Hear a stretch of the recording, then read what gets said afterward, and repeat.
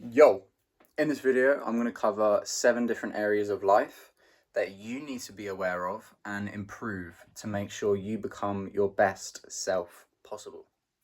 Then I'll go a bit deeper into what each area consists of and why I think it's important. Number 4 is most vital. Now, first of all, we're going to do a bit about mindfulness. Most of this may sound stupid or woo woo, but it works, so just accept it. First, I want to talk about gratitude and mainly about this is in here because if you're grateful for certain things during the day consistently, you become naturally more grateful, which then results in more positive feelings, and that causes less uncertainty, which will just make you feel more confident, more content with where you are right now. Secondly, I'd say that visualization is a great part of mindfulness. Why is this so important? Because if you visualize what you desire in all different senses, then it almost acts as making the universe want to give it to you. Let's say you want an Audi R8, for instance. See yourself sitting in it, feeling the steering wheel in your hands, the way the leather seats smell, the growl of the engine as you speed down the road like a maniac, your actual emotions when you receive it. Where will you get it from? Who will hand you the keys? What will be said as you're ironing out the details of the purchase? What will your friends and family say when you show them? If you are undeniably specific about your visualization of that moment and revisit it as much as possible, it will become a reality without a doubt. And at the very least, what would happen is being more driven to make it happen.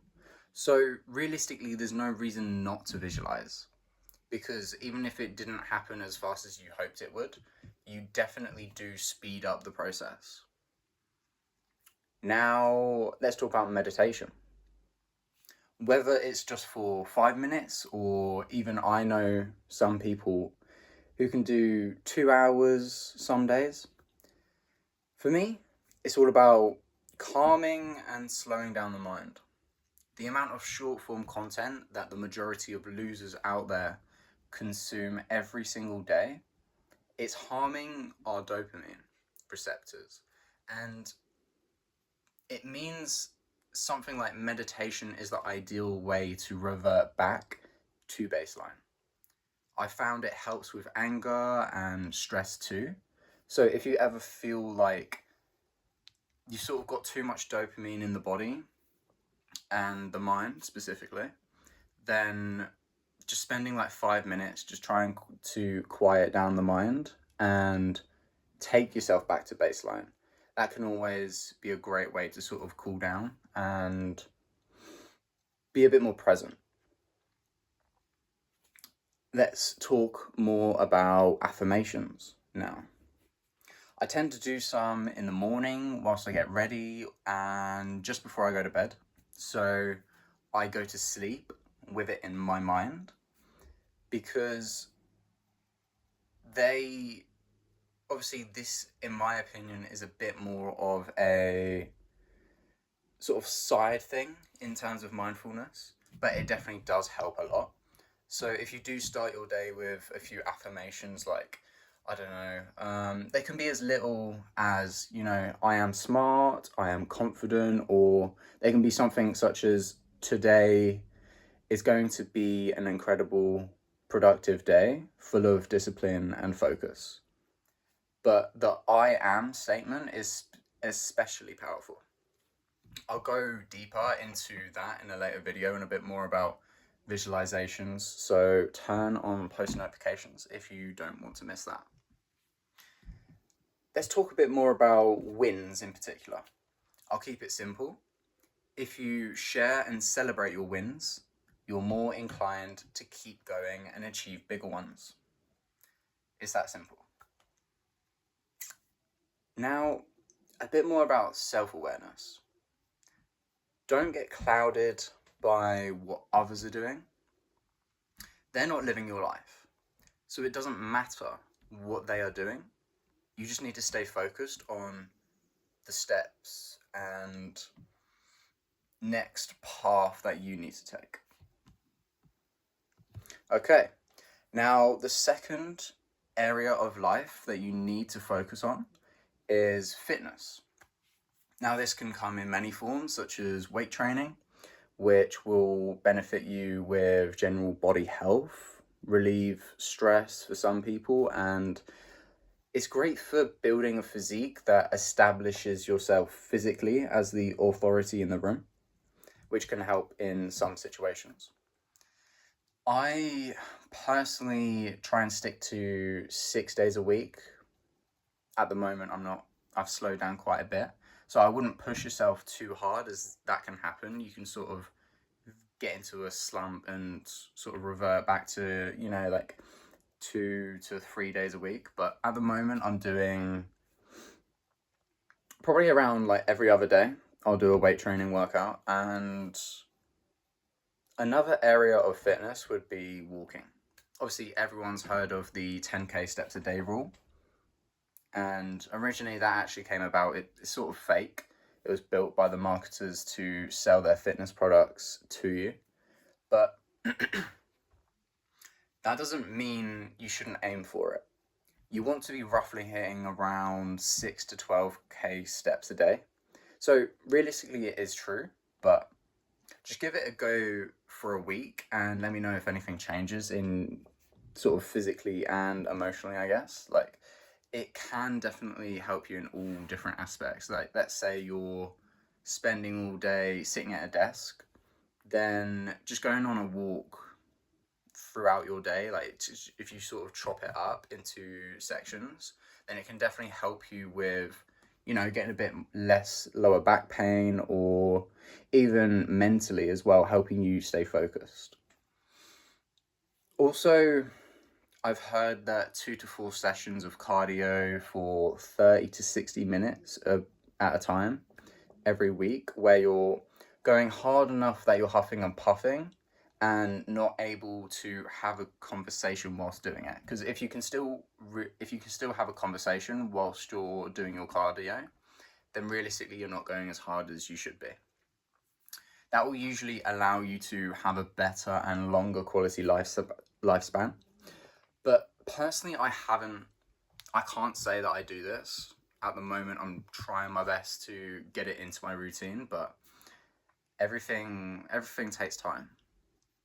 Now, the third area that you need to focus on to become unstoppable is health. This sort of ties into the fitness, but I feel like it is its own category. Now, let's talk a bit more about diet. I grew up thinking that carbs were the enemy. That's just not the case. As carbs and protein per gram are the same amount of calories, but obviously protein is much better for you because it does give you that protein that will build your muscles if that is what you're going for. Fat, on the other hand, is just over double the amount of calories per gram, which is why I go for a low-fat, high-protein diet. Don't overdo it with the carbs, no processed or bad sugar. Basically, anything that is mass-produced, you should probably try to stay away from to be as healthy as possible. I know it's hard, but once you look into it more and more, it gets so much easier to know what to look for. But keep it simple. Track your calories and keep in a calorie deficit until you're able to do it naturally, as that's what really matters, not the food itself. Obviously, this is all what I've found successful for me, not law. What I feel also goes under health would be like nature, such as going out into your back garden, being more present in the moment as you sort of walk down the street, for instance, and doing more activities outside, as this can also decrease stress and employ a better mental health. Because back in the day, there didn't used to be, buildings everywhere. And it's sort of, in my eyes, the way that I sort of think it works is if you're with nature, it's sort of reverting back to the caveman days where you're very in tune and you're able to get back to a bit more natural happiness, if that makes sense. Now, number 4, the big one, social environment. Because your environment is the most important thing to your success. How do you expect to become your best self when you hang around with unproductives, weed smoking, alcohol binging, no life direction peasants? Now, I'm not saying you have to cut everyone out of your life, but just take a mental note of who you spend your time with and the actions they take. Are they really helping you reach your goals, or at least really supportive of your ideas? If they don't look like the type of person or seem like the type of person who your best self would spend their time with, then why would you hang out with them now? You're the sum of the top 5 people you spend your time with. So if you're spending all of your time with losers, you will become a loser. If you hang around with millionaires, you will become a millionaire. It's that simple. But don't think you don't have to still put in the work. It just makes it easier. Because obviously if you don't hang around with any millionaires, then you don't have that sort of energy around you or that knowledge that you can go to them if you needed any help. They are naturally going to gravitate to seeing you be successful. Okay. Number 5, knowledge stacking. First, I feel like reading as much as possible.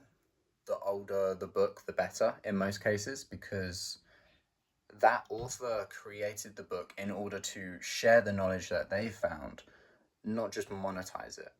Because people nowadays, let's say they wrote a book and put it out a year ago, 5 years ago, even 10, 15 years ago, their main objective is probably, I'm going to make a lot of money out of this. Not, okay, I've figured out something that is groundbreaking. I'm going to put all of this into a book and share it out to the masses. Watch productive YouTube videos. Personally, I like Alex Hormozy or Chris Williamson. These are quite business-related people. Chris Williamson is a bit more about, getting a lot of generalized techniques, and this is to build your skills and knowledge as free as possible, because you don't necessarily have to pay someone to learn anymore. The possibilities are endless these days.